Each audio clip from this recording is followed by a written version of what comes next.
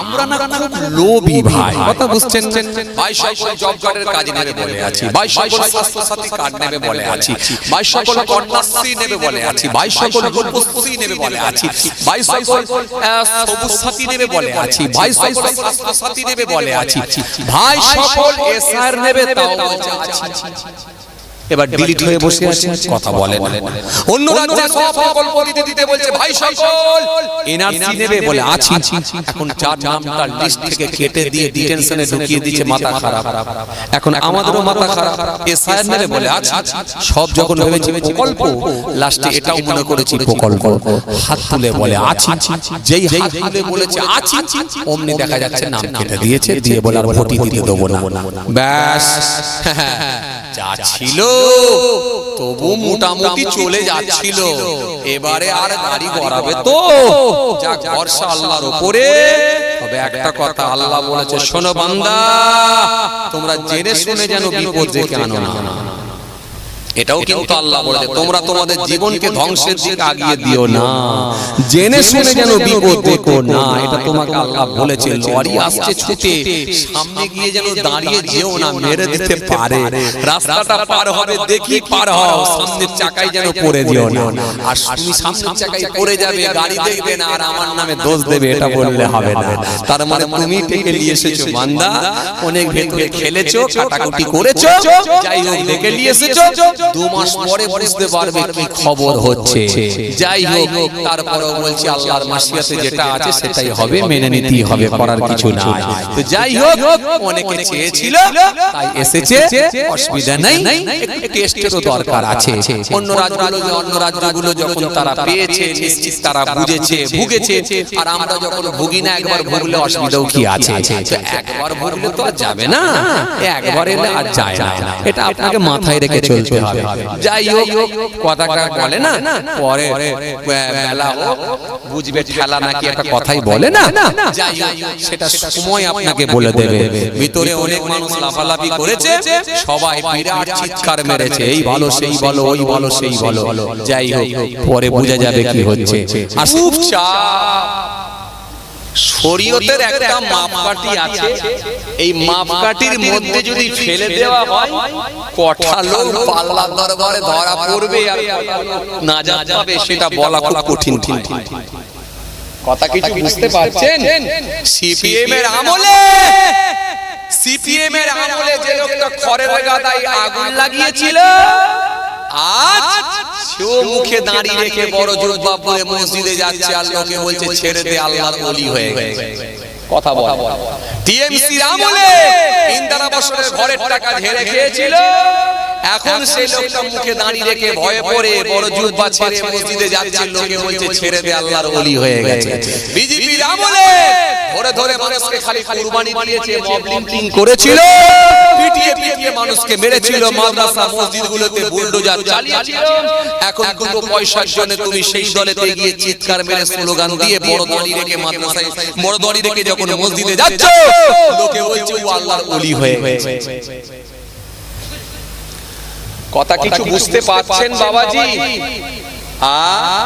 কথা কিছু বোঝা যাচ্ছে? নবী বলছে এখন তুই মুসলমান হস, তো দাড়ি টুপি জুব্বা তো পরের কথা, পরের ওটা অনেক দূরে। এখন তুই মুসলমানের খাতাতেই তোর নাম ওঠে না। এই জন্য নবী আমার সুন্দর করে বললেন, দুটো জিনিস দেখাতে হবে, এক হলো তোমার হাত, আর একটা হলো তোমার জবান।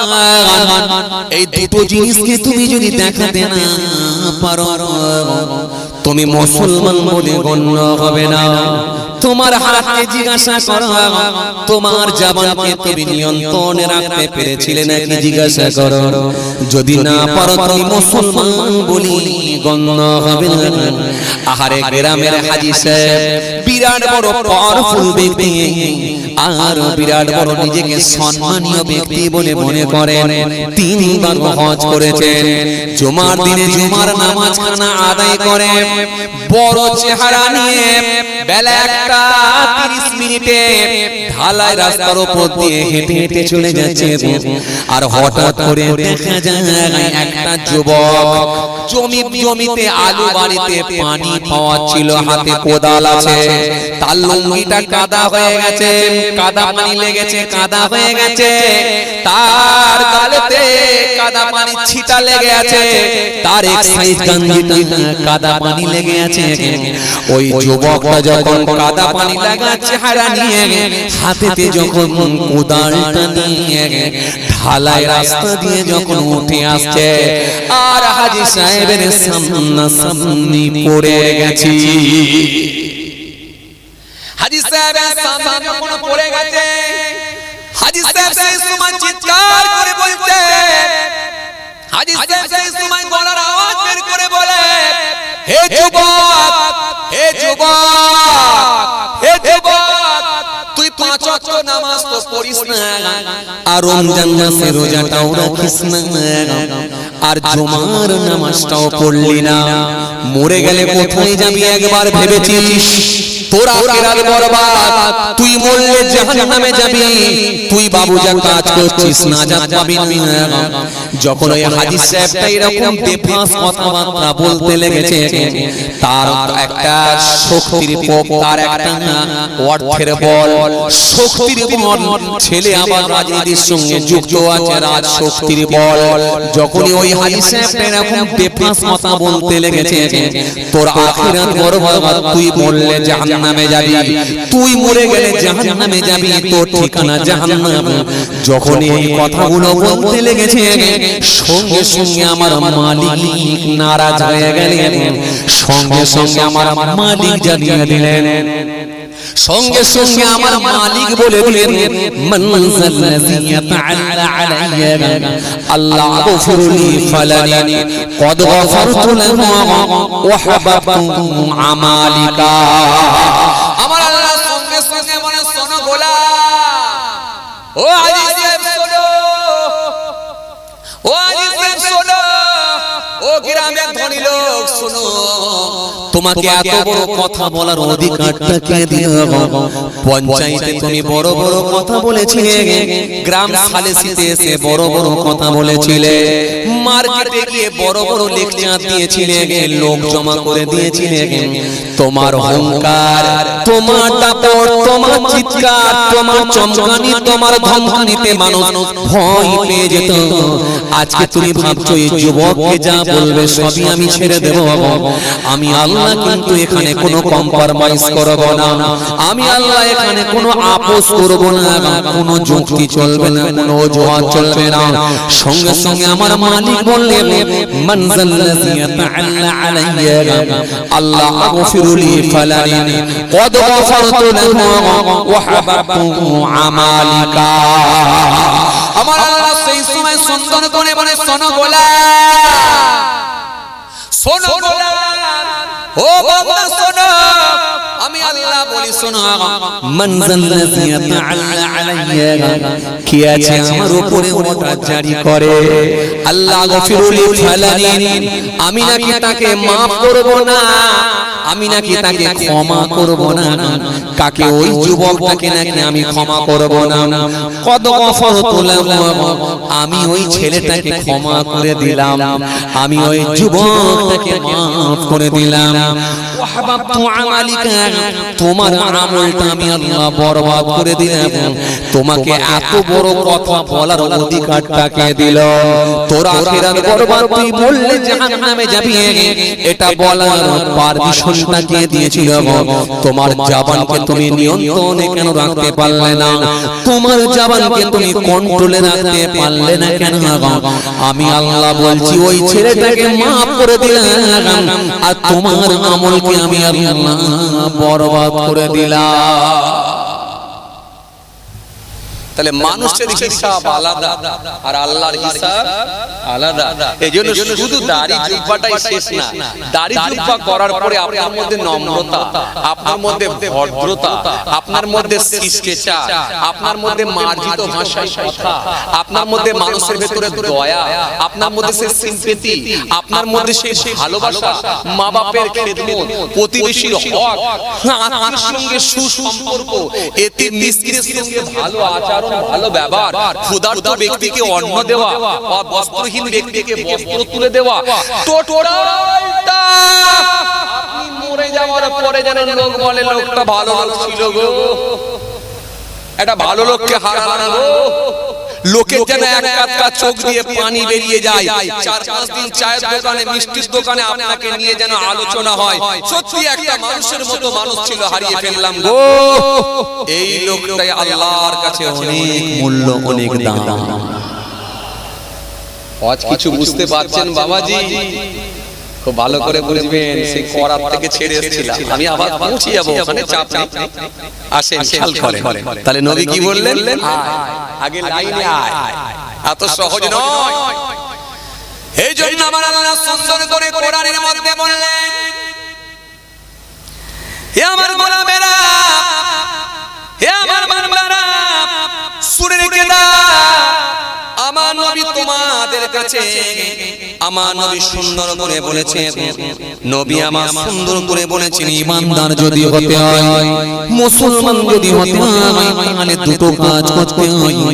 ওয়াল মুমিনু মান আমিনা আলা দিমাইহিম ওয়া আমওয়ালিহিম, সেই হবে প্রকৃত মুমিন যারা জানার মাল হইতে অপর মানুষগুলো নিরাপদে থাকে।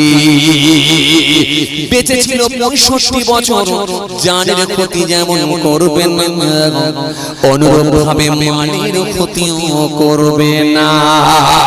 আজ সমাজে কত মানুষ আছে দেখবেন, হাই রে হাই, কাজ করিয়ে পয়সা পর্যন্ত দেয় না, রিস্কা করে ঘরে এসে ভাড়াটা পর্যন্ত দেয় না। কত মানুষ আছে লাল চোখ দেখিয়ে কথা বলে, ওই রিস্কাওয়ালা 30 টাকা ভাড়া না দিয়ে চোখ দিয়ে পানি ঝরিয়ে ঘর পাঠিয়ে দেয়। কত মানুষ আছে দেখবেন কাজ করিয়ে পয়সা দেয় না, এমব্রয়ডারির কাজ, জরির কাজ করিয়ে নেয়, সপ্তাহ শেষে বলে ডিজাইন বাঁকা হয়েছে, কালার কম্বিনেশন ঠিক ছিল না, ডিজাইনটা বেঁকে গেছে, দিকটা ঘুরে গেছে, মারোয়ারি কাজ নেবে না, সুতরাং পয়সাও দেব না। এরকম গরিব মানুষকে কত ধনী লোক পয়সা পর্যন্ত দেয় না। আবার এরা জুমার নামাজও পড়ে, ঈদ বকরিদও পড়ে, নবীর হাদিস থেকে প্রমাণ পাওয়া যায় মুসলমানের খাতাতে নামটাও উঠবে না। কি বাবাজি কথাবার্তা বলছেন না কেন? রাগটা হয়ে যাচ্ছে নাকি? একবারে ঝিমিয়ে গেলেন যে? কথাবার্তা কিছু বলেন, মাঝে মধ্যে একটু হুহা দেন। হ্যাঁ, মন দিয়ে শুনছে। রাত অনেক, 1:30 বাজছে। রাত 1:30টার সময় তো আলহামদুলিল্লাহ এত মান, আল্লাহ কবুল করুন, আল্লাহ কবুল করুন। হ্যাঁ, আমি বললাম না পয়সা আল-কাযিবু হাবিবুল্লাহ, শ্রমিক হলো আল্লাহর দোস্ত, শ্রমিক হলো আল্লাহর বন্ধু। যে শ্রমিকটা ধার্মিক হবে, দিনদার, পরেজগার হবে, 5 ওয়াক্ত নামাজ, রমজান মাসে রোজা, ধর্মের বিধানগুলোকে যদি পরিপূর্ণভাবে মানে, এই শ্রমিকটা মনে রেখো, তাকে শ্রমিক হলেও আমি রাসূল বলছি ও হলো আল্লাহর দোস্ত, আল্লাহর বন্ধু বলে আমি ঘোষণা দিচ্ছি। আল-কাযিবু হাবিবুল্লাহ, ওই শ্রমিকটা হলো আল্লাহর দোস্ত, আল্লাহর বন্ধু। কথা কিছু বুঝতে পারছেন? এই জন্য আমার আল্লাহ সুন্দর করে বলেন, শোনো গোলাম, শোনো গোলাম, আমার নবী তোমাদেরকে 4টে দিয়ে গেলেন, আর আমি আল্লাহ তোমাদেরকে 5টা দেব। এই 5টা তোমাদের মানতে হবে, এই 5টা তোমাদের করতে হবে। আমি আল্লাহ তোমাদেরকে 5টা দেব, 5টা তোমাদের মানতে হবে। ইন্নামাল মুমিনুনা আল্লাযীনা ইযা যুকিরাল্লাহু ওয়াজিলাত কুলুবুহুম ওয়া ইযা তুলিহাত আলাইহিম আয়াতুহু জাদাতহুম ঈমানান ওয়া আলা রাব্বিহিম ইয়াতাওয়াক্কালুন।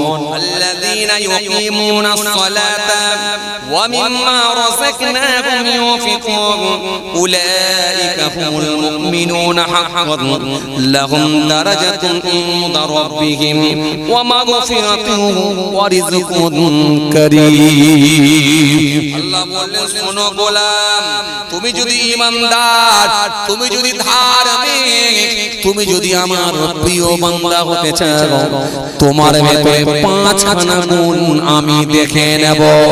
নবী বললেন, তুমি যদি মুসলমান ধার্মিক হতে চাও, তোমার ভেতরে 4টে গুণ থাকবে। আর আল্লাহ এই আয়াতের ভেতরে বললেন, তোমার ভেতরে 5খানা গুণ আমি দেখে নেব।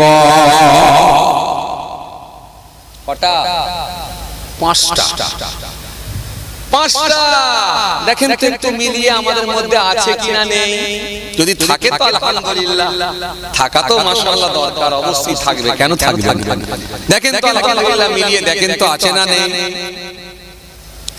এই জন্য আমার আল্লাহ সুন্দর করে বলে, শোনো গোলাম, এক নম্বরে কি, ইন্নামাল মুমিনুনা আল্লাযীনা ইযা যুকিরাল্লাহ ওয়াজিলাত কুলুবুহুম ওয়া ইযা তুলিয়াত আলাইহিম আয়াতুহু জাদাতহুম ঈমানান ওয়া আলা রাব্বিহিম ইয়াতাওয়াক্কালুন। আমার আল্লাহ সুন্দর করে বললেন, এক নম্বর হলো, নাম্বার 1 হলো ঈমানদার যদি হয়, পরেশগার ধার্মিক খোদা ভীরু যদি হয়, তার ভিতরে প্রথম গুণ, প্রথম আলামত কি? আমি আল্লাহ বলছি, ইন্নামাল মুমিনুনা আল্লাযীনা ইযা যুকিরাল্লাহ ওয়াজিলাত কুলুবুহুম ওয়া ইযা তুলিয়াত আলাইহিম আয়াতুহু জাদাতহুম ঈমানান ওয়া আলা রাব্বিহিম ইয়াতাওয়াক্কালুন। আল্লাহ বললেন, প্রথম আলামত কি হবে? এক নাম্বার হলো, নাম্বার 1 হলো, আল্লাহ বললেন, শোনো গোলাম, প্রথম আলামত হবে যে ঈমানদার মুমিন হবে, ধার্মিক হবে, তার সামনে যখন আমি আল্লাহ আমার নামটা উচ্চারণ করা হবে, অমনি তার অন্তরখানা আলাদা কেঁপে উঠবে, অন্তরখানা একটা কম্পন হবে, কাঁপনি হবে। আমি আল্লাহর নাম স্মরণ করার সাথে সাথে অন্তরখানা কেঁপে উঠবে। দুনিয়ার কোন নেতাকে সে ভয় করবে না, দুনিয়ার কোন লিডারকে সে ভয় করবে না, দুনিয়ার কোন পুলিশ প্রশাসনকে সে ভয় করবে না। আমি আল্লাহর নাম নেবে, নাম নেওয়ার সাথে সাথে তার অন্তরখানা কেঁপে উঠবে। এটা হলো প্রথম নাম্বার। আল্লাহ আল্লাহ আল্লাহ আল্লাহ আল্লাহ আল্লাহ আল্লাহ আল্লাহ আল্লাহ। আমি আল্লাহর নাম নিয়ে তার অন্তরখানা কম্পন হবে। আমি আল্লাহর নাম স্মরণ করার সাথে সাথে অন্তরটা কেঁপে উঠবে। এটাই হলো প্রথম নাম্বার আলামত। আমি আল্লাহর নাম স্মরণ করলে তার অন্তরখানা কেঁপে উঠবে, কম্পন হবে। এটা হলো প্রথম নম্বর আলামত, নাম্বার 1, প্রথম নাম্বার। আমার আল্লাহ সুন্দর করে বলে, শোনো গোলাম, এরপরে দ্বিতীয় নাম্বার তোমাকে মেলাতে হবে। 2 নাম্বার হলো, দুনিয়ার কোনো বাজে আলোচনা তোমাকে ভালো লাগবে না। তুমি মাচায় বসে বসে সময় ইনভেস্ট করতে পারবে না। লোকের সমালোচনা তোমার ভালো লাগবে না। দুনিয়ার কোনো রাজনীতির আলোচনা, সমালোচনা, দুনিয়ার কোনো বড় চর্চা, এটা তোমাকে ভালো লাগবে না। তুমি যখন একা একা থাকবে, আমি আল্লাহর কোরআন শরীফ তুমি তেলাওয়াত করবে। আর নিজে যদি কোরআন তেলাওয়াত না করতে পারো, কোরআন তেলাওয়াতকারী যারা তাদের কাছে বসে বসে তুমি কোরআন শরীফ শুনবে। তবে গোলাম মনে রেখে দিও, যখন তুমি কোরআন শরীফ শুনবে, ওই কোরআন শোনার সাথে সাথে তোমার ঈমানটা তাজা হয়ে যাবে। কোরআন শোনার সাথে সাথে তোমার ঈমানটা বৃদ্ধি পাবে। কোরআন শোনার সাথে সাথে তোমার ঈমানটা বেড়ে যাবে। এখন আপনারা বলেন তো দেখি, কোরআন শুনতে গেলে আমরা সময় দিই না চায়ের দোকানে গিয়ে আমরা সময় দিই? এমন মানুষ আছে দেখবেন কোরআন শুনতে যায় না, কোরআন পড়তে যায় না, তার ভালো লাগে না, জলসা মাহফিল তার ভালো লাগবে না, কোরআন শরীফ তার ভালো লাগবে না, দিন তার ভালো লাগবে না, ধর্ম তার ভালো লাগবে না, কোরআন শরীফ ভালো লাগবে না। পাশে একটা খারেজি মাদ্রাসা আছে, পাশে একটা হাফেজি মাদ্রাসা আছে, ওই হাফেজি মাদ্রাসায় গিয়ে বসে বসে বসে বসে একটু বাচ্চাদের কোরআন তেলাওয়াত শুনবো, কাজ থেকে ফিরেছি, একটু সময় পেয়েছি, যাই একটু কোরআন তেলাওয়াত শুনবো, এটা তার ইচ্ছা লাগে না, বরং প্রত্যেক দিনের মতো চায়ের দোকানে যাওয়াটা তার জন্য ফরজ মনে করে নিয়েছে। এজন্য কিছু লোক আছে দেখবেন চায়ের দোকানে না গেলে এশার নামাজের পরে আর ভাত খাওয়া হতে পারে না। এজন্য চায়ের দোকানে যাওয়াটা এত অভ্যস্ত হয়ে গেছে, কোরআন শরীফ শুনতে ভালো লাগে না, কিন্তু চায়ের দোকানে গিয়ে পরে সমালোচনা শুনতে ভালো লাগে, রাজনীতির গল্প শুনতে খুব ভালো লাগে, টাইবুনালে কতগুলো অ্যাপ্রুভ হয়েছে সেটা শুনতে ভালো লাগে, কিন্তু তাকে কোরআন শুনতে ভালো লাগে না। এই সমাজের এমন মানুষ আছে চায়ের দোকানে না যাওয়া ছাড়া থাকতে পারে না। পরপর 3 দিন পানি হচ্ছে, নিম্নচাপ, 3 দিন পানি হচ্ছে, চাচা আমার একদিন যেতে পারে না, মনটা খারাপ। দ্বিতীয় দিনে ট্রাই করেছে, ছাতা নিয়ে বেরিয়েছে, আজকে আর মিস দেব না। ছাতা নিয়ে যখন ঘর থেকে বেরিয়ে সন্ধ্যার পরে, মাগরিবের পরে যখন চায়ের দোকানের উদ্দেশ্যে যাচ্ছে, ছাতা নিয়ে যখন যাচ্ছে, অমনি দেখা যায় কম করে একটা বজ্রপাত পড়েছে, জয় একটা দূরেতে বজ্রপাত পড়েছে, চাচা অমনি দেখা যায় রিটার্ন চলে এসেছে, মনটা বড় খারাপ। বাড়িতে এসে খালি একটু মনে মনে বলছে, আই না পানি ধরেছে জানি না, কালকেও যাওয়া হলো না, আজকেও হলো না। কথা বলে কি মন খারাপ। আবার দেখা যাচ্ছে আকাশ যেন ফুটো হয়ে গেছে, যেন বন্ধ হতে চায়। নাউজুবিল্লাহ। কত রকম বেভাস কথা আপনি বলে ফেললেন, কত রকমের বাজে মন্তব্য করলেন, কত রকমের আপনি নেগেটিভ কমেন্ট করলেন, যে আপনার ঈমানটাকে আপনি নষ্ট করে দিলেন, ঈমানের অন্তর করে ফেললেন, বাজে বাজে বাজে বললেন। আল্লাহ পানি আল্লাহ দেন, খুশি হলে তবে দেন। পানি হওয়া মানে রহমত বর্ষণ হয়। মুসা কালিমুল্লাহ আল্লাহকে জিজ্ঞাসা করে, আল্লাহ যখন আপনি খুশি হন কি দেন? আল্লাহ বলেন বাড়িতে একটা কন্যা সন্তান দিন। এরপরে খুশি হলে কি দেন? আল্লাহ বলে শোনো আমি তার বাড়িতে মেহমান পাঠাই, অতিথি পাঠাই। এরপরে খুশি হলে কি দেন? আল্লাহ বলে এরপরে খুশি হলে আমি সেই এলাকাবাসীর উপরে খুশি হয়ে গিয়ে আকাশ থেকে বৃষ্টি বর্ষণ করি, পানি দিয়ে থাকি, পানি দিয়ে থাকি। আর এই তিনটেতে আমরা বেজান। যদি কারোর কন্যা সন্তান হয়ে যায় কথা বলে না, মেয়ে হলে মন খারাপ হয় না, আরে হ্যাঁ না কিছু বলেন না রে বাবা, হয় না, হয় না। আবার যদি তিনটে মেয়ে পরপর হয়, আইরে হায় সোশ্যাল মিডিয়া কি বলছে, নিউজ কি বলছে বলেন, পেপার পত্রিকা কি বলছে বলেন, কত এরকম ঘটনা ঘটছে সব আপনারা জানেন। মেয়ে তার ওই জননী মা, বাচ্চার মা পর্যন্ত ডিভোর্স দিয়ে দিয়েছে, দিয়ে বলছে বাপের বাড়ি চলে যা, দুটো কন্যা কেন? যেন মনে হচ্ছে এর দায়ভারটা তার স্ত্রীকে নিতে হবে। স্ত্রী স্ত্রীকে নিতে হবে। ভাই রে ভাই, আজকে আমরা এখনো কতটা অজ্ঞ। মেয়ে হয়েছে মানে আল্লাহ দরবারে আপনি শুকরিয়া আদা করুন যে আল্লাহ ভালোবেসে আপনাকে মেয়ে দিয়েছে, অর্থাৎ আপনার রুজিতে আল্লাহ বরকত দিতে শুরু করে দিয়েছে। আর জান্নাতে আপনার জন্য আল্লাহ একটা কামরাও রেডি করে দিয়েছে। আপনি বোঝেন মেয়ের গুরুত্ব, আপনি বোঝেন না। আপনি কোরআন হাদিসের অ্যাঙ্গেল দিয়ে, কোরআন হাদিসের দৃষ্টি দিয়ে দেখেন, কোরআন হাদিসের দৃষ্টি দিয়ে দেখলে যত হাদিস কোরআনে বলা হয়েছে মেয়ে সম্পর্কে, কন্যা সন্তান সম্পর্কে কিন্তু রাসূল বেশি বলেছেন। কথা বুঝে আসছে? আপনি জানেন না কন্যা সন্তান হয়েছে রেগে গেলে মন খারাপ, চায়ের দোকানে গিয়ে বসে আছে, মুখটা একেবারে ভোদা করে নিয়েছে, কারোর সঙ্গে কথা বলে।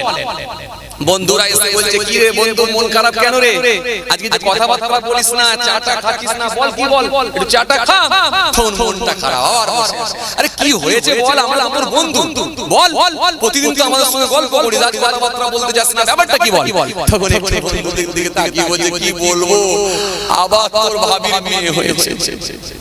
কথা বলতে আবার তোর ভাবি মেয়ে হয়েছে, তার মানে আগে একটা হয়েছে আবার তোর ভাবির হয়েছে, মানে দুটো হয়ে গেছে, মানে শেষ। মন খুব খারাপ।